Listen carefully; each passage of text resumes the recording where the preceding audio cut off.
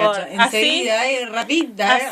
Así se vende un libro, señoras y señores. Así se vende un libro, y me vendió el libro de los placeres, nada más ni nada menos que de Clarice Lispector, leyéndome el primer párrafo en su propia y angelical voz. Se nota una especie de corazoncito mientras está hablando. No, para nada, pero bueno, tácticas de vendedor son eso, es así.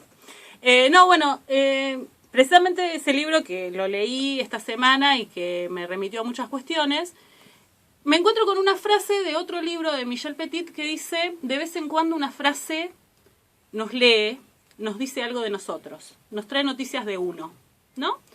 Y pensando en eso de que a veces uno leyendo se encuentra con noticias de uno mismo, y también leyendo se encuentra con noticias de la sociedad en la que vive, traigo algunas obras literarias que se refieren a la violencia colectiva en la literatura. Uh-huh.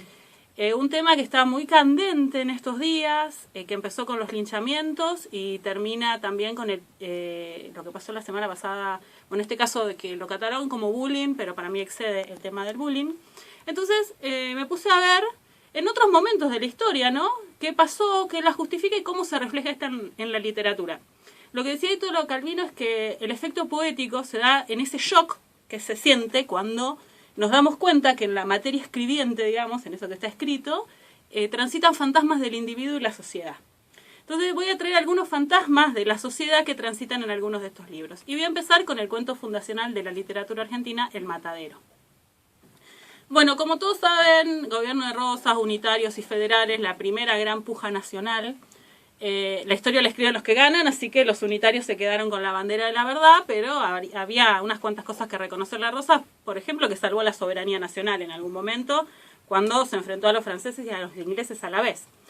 Pero en este tiempo surge en nuestro país el primer movimiento, no es el primer movimiento propiamente americano, que ese fue el modernismo más adelante, pero sí un movimiento traído de Europa, que no era de España, porque toda la generación del 37 quería independizarse culturalmente de España, y viene de Francia, Francia-Alemania, Francia lo toma de Alemania, que es el romanticismo, pero en nuestras tierras toma un tinte muy particular.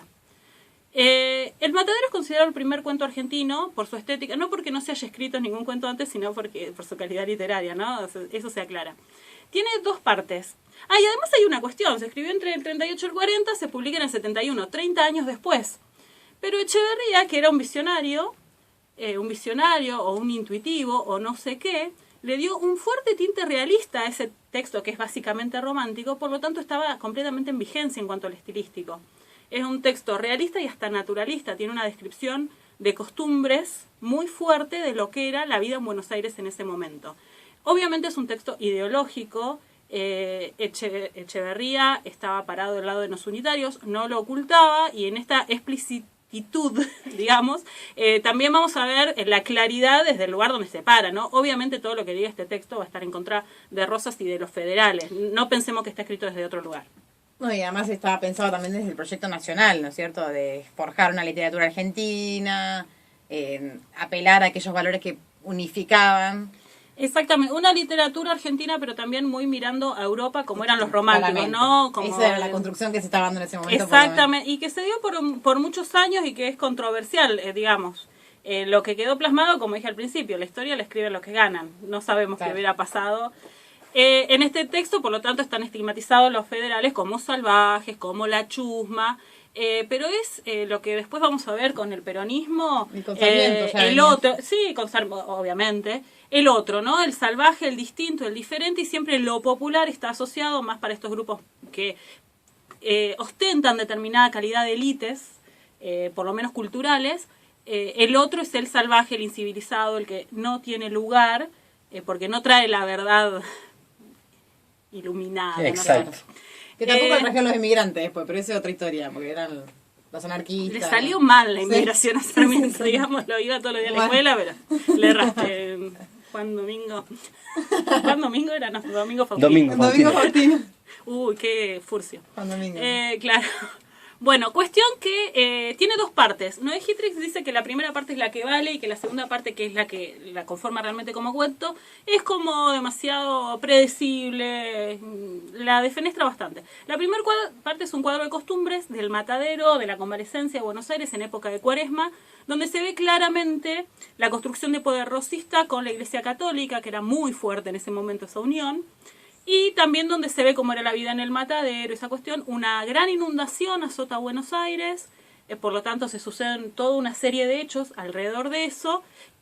Hay perlas en este cuadro de costumbres, la forma de hablar, la descripción de la ciudad, de las costumbres, y sobre todo el vocabulario. Es súper rescatable que tome el vocabulario de las distintas clases sociales, porque eso es una marca que no existía, digamos. También por eso la fuerte impronta de identidad nacional que se ve en ese cuento lo transforma en el puntapié inicial de lo que se llama literatura argentina para algunos.